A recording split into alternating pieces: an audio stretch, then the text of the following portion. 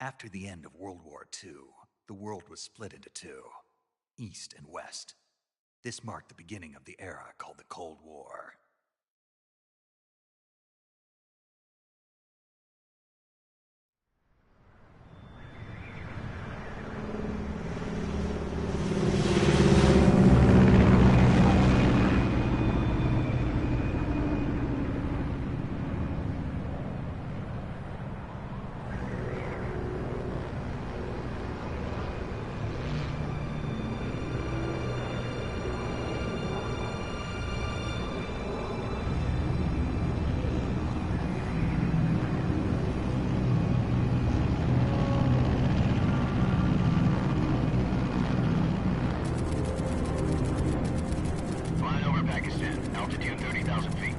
Approaching Soviet airspace.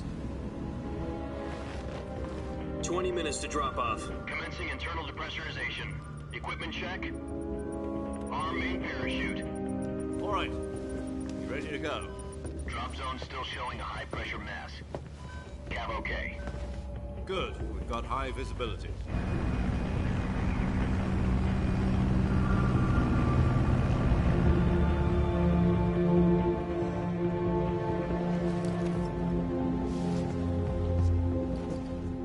Cigar. Connecting oxygen hose to interior connector. Put on your mask.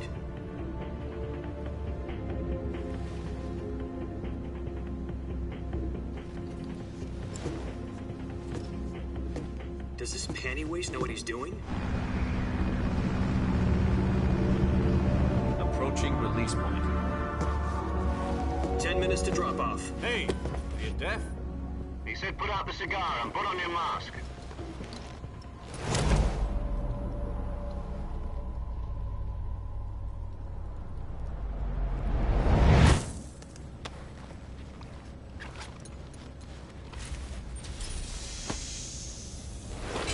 Depressurization complete. Checking oxygen supply. 6 minutes to drop off. Opening rear hatch.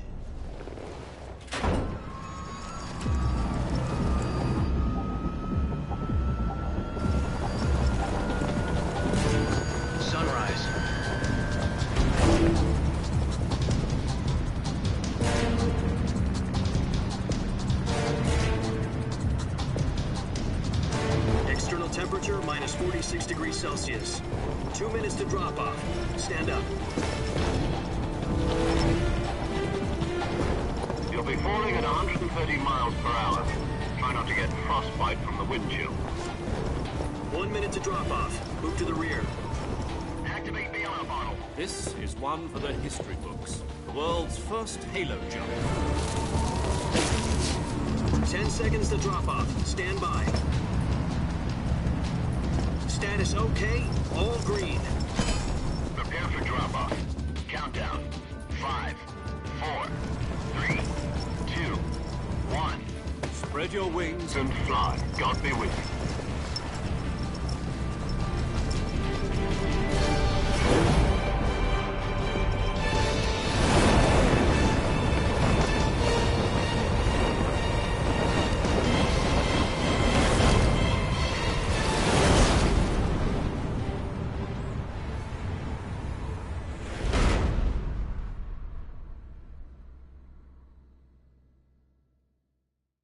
Jack, I've got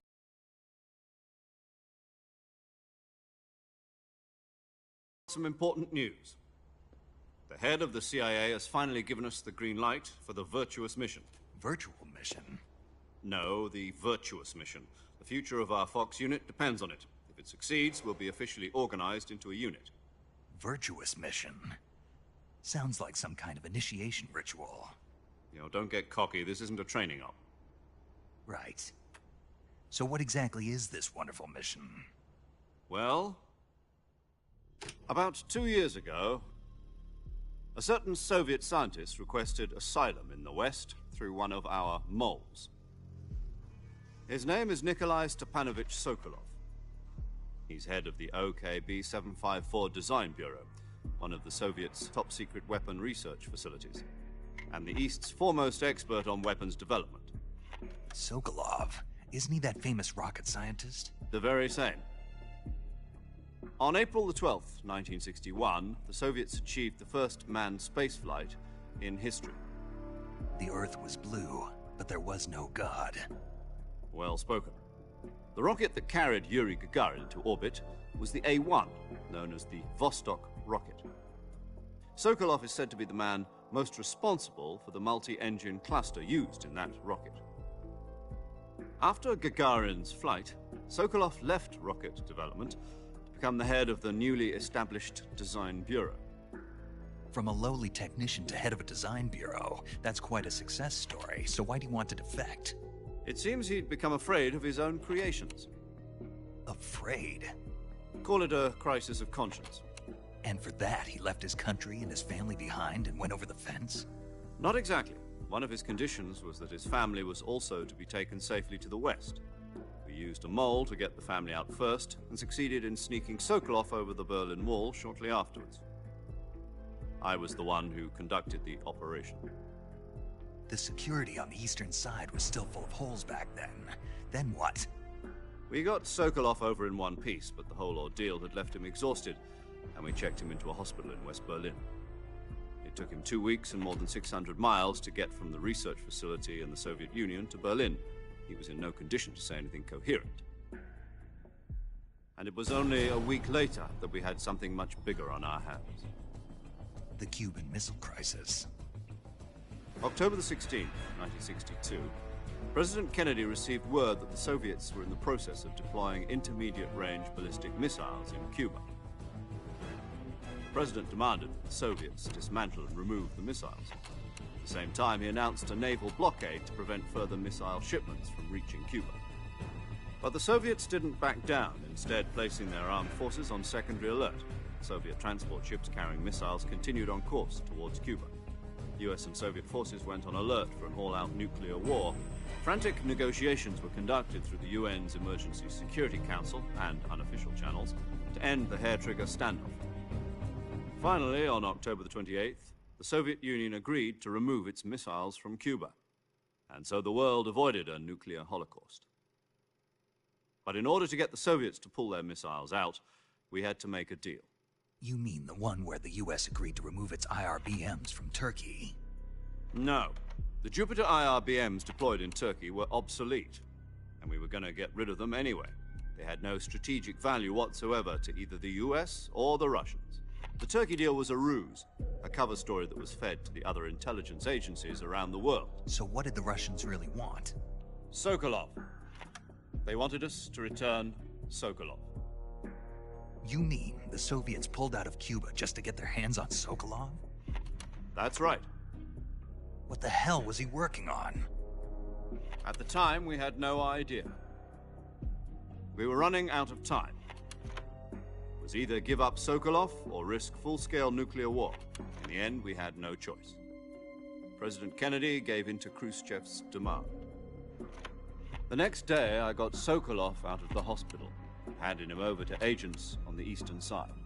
Sokolov kept on screaming, "Save me," until he disappeared from my sight. Then, a month ago, we received some new information from one of our moles. About Sokolov? Yes.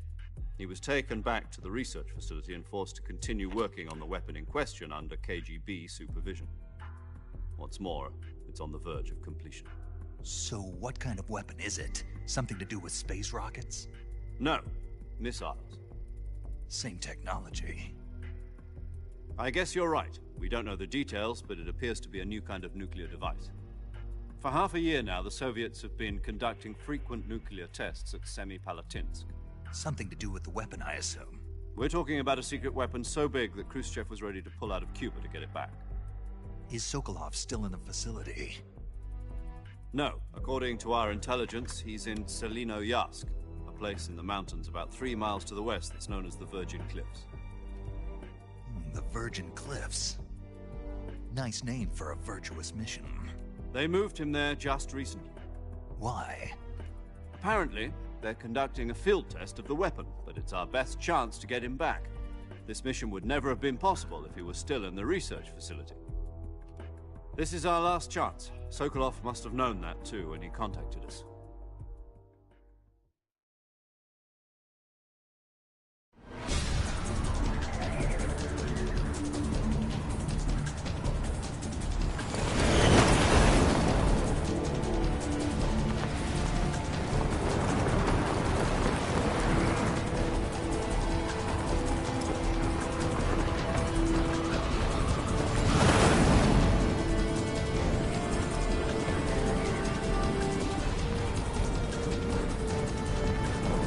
Listen up, Jack. Your mission is to infiltrate Selino Yask in the Soviet mountains, ensure the safety of Sokolov, and bring him back to the West.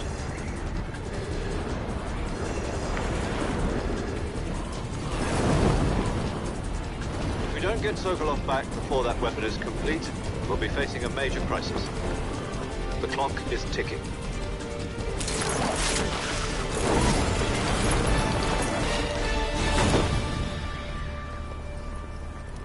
Once we've confirmed the rescue of Sokolov, stand by at the recovery point. A recovery balloon will be dropped at that point. Helium will be pumped into the balloon to inflate it. The process takes about 20 minutes. Once it's complete, the gunship's arm will latch onto the balloon and pull it up. The Fulton surface-to-air recovery system. I'm familiar with the theory. Take it easy. It's been combat-proven. Do you think Sokolov is up to it? The shock will be less than during a parachute jump, and the arm can handle up to 500 pounds. So you're planning on going over the border in a single combat Talon?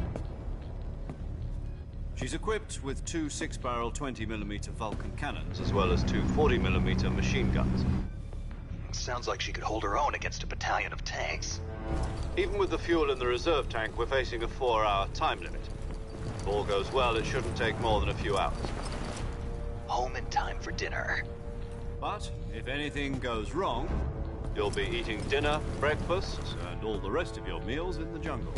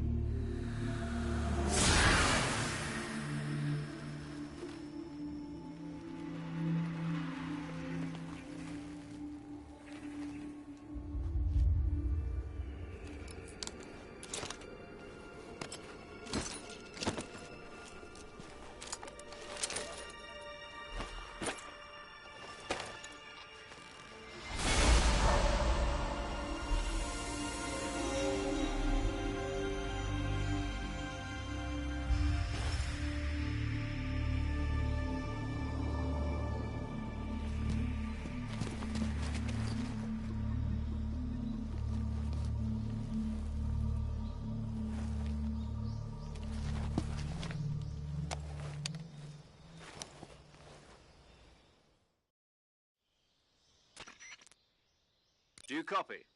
You're already in enemy territory, and somebody might be listening in. From here on out, we'll be using code names to refer to each other. Your code name for this mission will be Naked Snake. I'll be referring to you as Snake from now on. You're not to mention your real name. Snake? What, you don't like snakes? What do you mean? Well, you've eaten one before, haven't you? In survival training. I'm glad to hear that.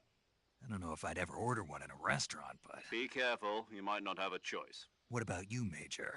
What should I call you? Let's see. I'll be Tom. Call me Major Tom. This will be a sneaking mission. You must not be seen by the enemy. You must leave no trace of your presence. Is that clear? This kind of infiltration is the Fox unit's speciality.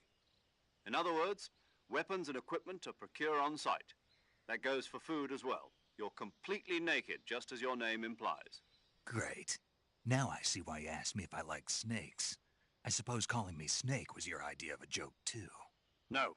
There's a good reason for that. I'll tell you later when the time is right. Gotcha. Getting back to the subject, how exactly am I supposed to feed myself? You've been issued a knife and a tranquilizer gun. Use them to hunt for food. You'll also find some medical supplies in your backpack. Yeah, about the backpack. I lost it in a tree on the way down. I see. Well, you'd better go back and get it then. You know where it is? No problem. I can see it from here. It's stuck on a branch. To climb a tree, stand in front of a tree that's covered in ivy and press the action button. I'll be monitoring your progress over the radio. We can't risk violating Soviet airspace, but I'll be in the gunship. My frequency is 140.85. I'll give you a call if I need to talk to you. If you need to talk to me, use the send function. Okay, Snake, go get your backpack.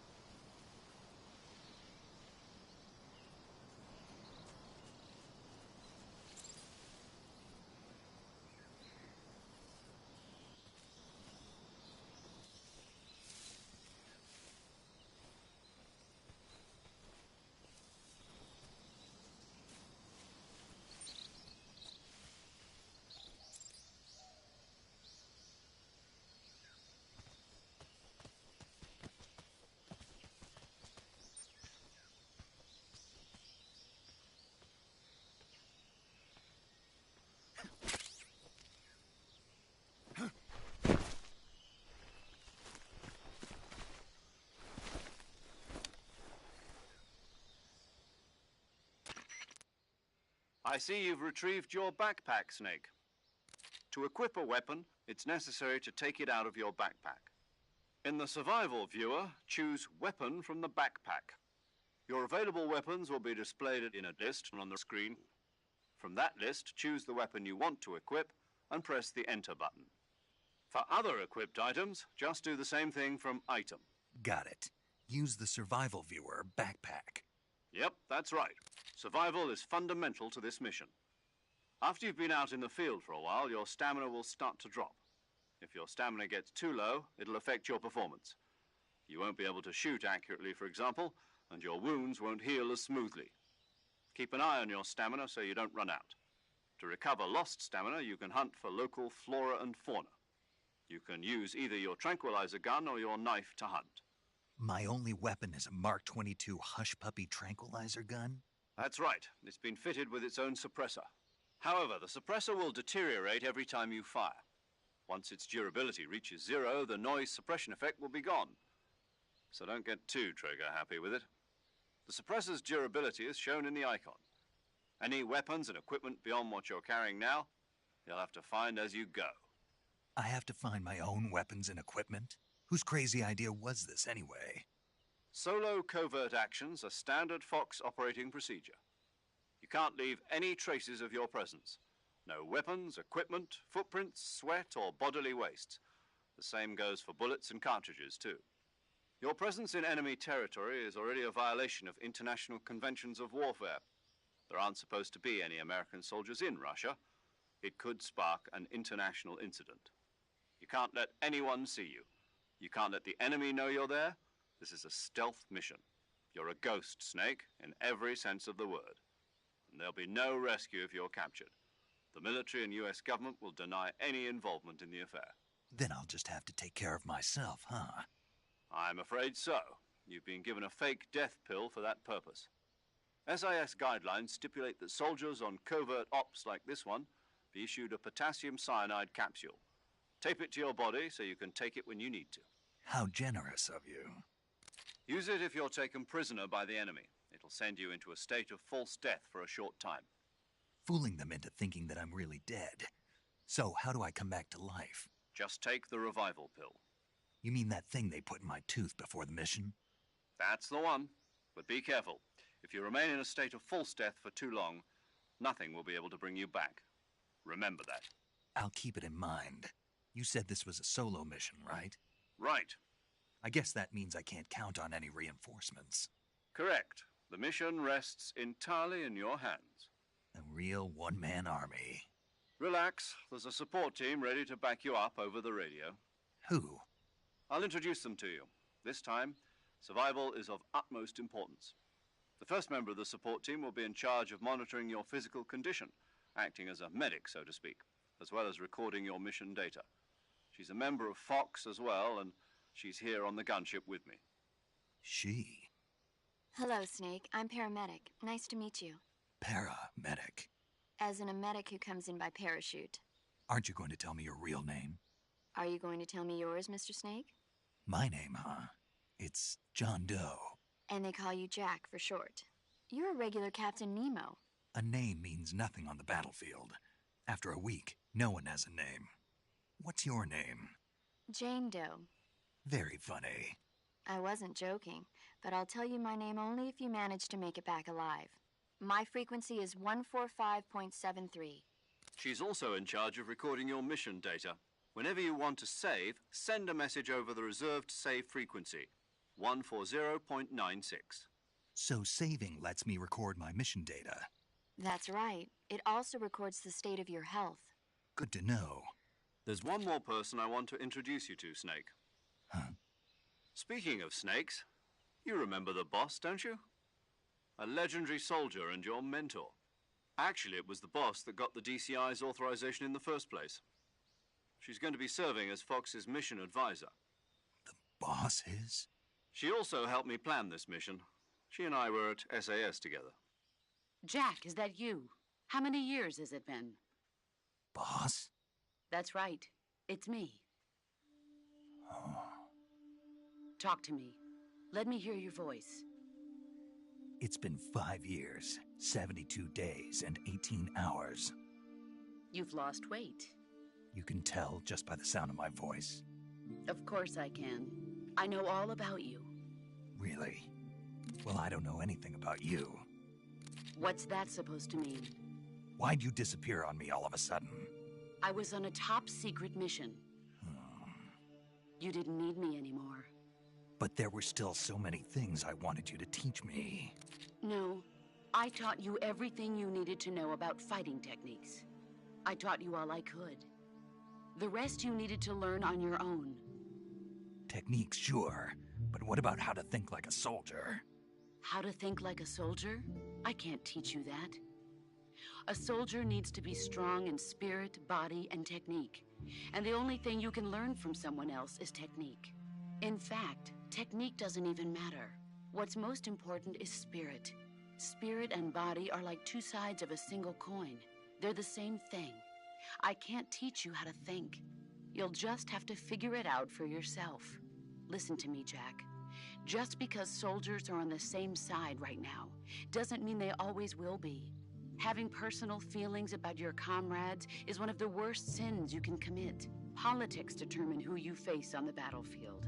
And politics are a living thing. They change along with the times.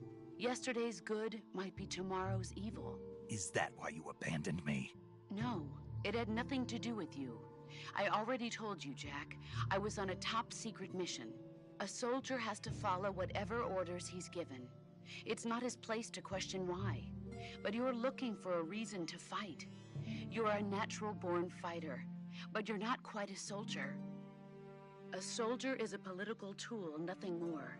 That's doubly true if he's a career soldier. Right and wrong have no place in his mission. He has no enemies and no friends. Only the mission. You follow the orders you're given. That's what being a soldier is. I do whatever I have to get the job done. I don't think about politics. That's not the same thing. Sooner or later, your conscience is going to bother you. In the end, you have to choose whether you're going to live as a soldier or just another man with a gun. There's a saying in the Orient, loyalty to the end. Do you know what it means? Being patriotic. It means devoting yourself to your country. I follow the president and the top brass. I'm ready to die for them if necessary. The president and the top brass won't be there forever. Once their terms are up, others will take their place. I follow the will of the leader, no matter who's in charge. People aren't the ones who dictate the missions. Then who does? The times. People's values change over time, and so do the leaders of a country. So there's no such thing as an enemy in absolute terms. The enemies we fight are only enemies in relative terms, constantly changing with the times. As long as we have loyalty to the end, there's no point in believing in anything, even in those we love. And that's the way a soldier's supposed to think? The only thing we can believe in with absolute certainty is the mission, Jack. All right, but do me a favor. What is it? Call me Snake. Snake. Oh, right. Your codename is Snake. It suits you well. That's right. The legendary unit that the boss put together during World War II was a snake. The Cobra unit, a group of heroes that brought the war to an end and saved the world. As long as you've got a legendary hero backing you up, you'll be fine. Isn't that right, Snake? Yeah, I can't think of anyone else I'd rather have with me. Oh, and one more thing, boss. Yes? It's good to hear your voice again. Same here. After all, who knows if either of us will make it out alive? Snake, you are always best at urban warfare and infiltrating buildings. But this is the jungle. Survival is going to be key. Those CQC techniques I taught you are sure to come in handy. CQC? Close quarters combat, huh? I've been in the Green Berets for the past few years. I'm probably pretty rusty. Not to worry. I'll be here to help you remember. After all, this is your first actual survival mission. I'll be supporting you over the radio. Where are you, boss? Next to the Major? The boss is communicating with us by radio from aboard a Permit-class submarine in the Arctic Ocean. My frequency is 141.80. Call me if you need my advice on battle techniques. Gotcha. Your mission is to retrieve Dr. Sokolov. Dr. Sokolov is being held in an abandoned factory located to the north of your current position. Avoid heavy combat and don't let anyone see you. Don't forget that this is a stealth mission. Snake, try to remember some of the basics of CQC.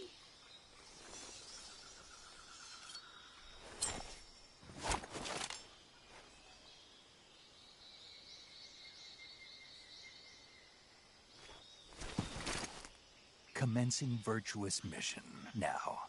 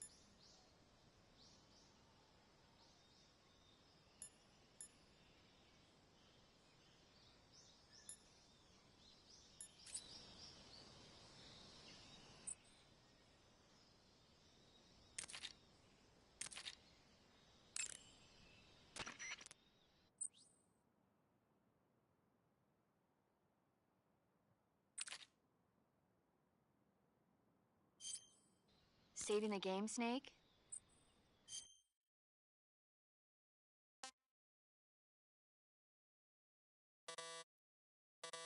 Okay, good luck, Snake.